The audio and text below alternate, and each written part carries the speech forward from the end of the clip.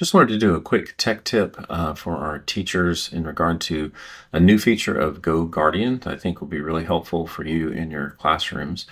Um, this is the ability to unblock a site that is being blocked by the filter while you're in class.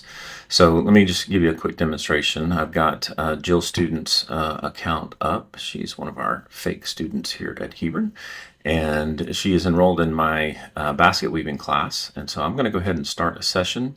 And once that is loaded, you're going to see that she is actively on her email, and that information is showing up for me.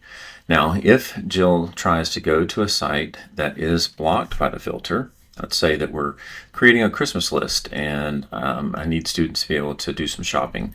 And so she wants to go to Walmart.com. Well, Walmart.com e-commerce sites are blocked from our students. And so you'll notice that on my session over here, I get a blocked message showing me that the site that Jill's trying to get to and the fact that it's been blocked. Jill gets the traditional website restricted screen. And then as a teacher, what I can do is come in and click the unblock for class. Now what this is going to do is it's going to unblock this website for the duration of the session that I'm currently in, and only for the students that are in that session. So I'm going to go ahead and click unblock. Immediately, Jill is able to get to Walmart.com and to do the browsing for her items on her Christmas list.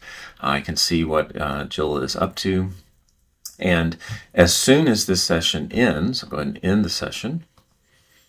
If Jill then tries to do something on Walmart.com, she is immediately blocked again. So this is just a quick and easy way for teachers to be able to unblock some sites that you might be using in class. Maybe you didn't know the site was blocked, and so you can temporarily unblock it during that session while you submit a ticket to have that site unblocked for the future.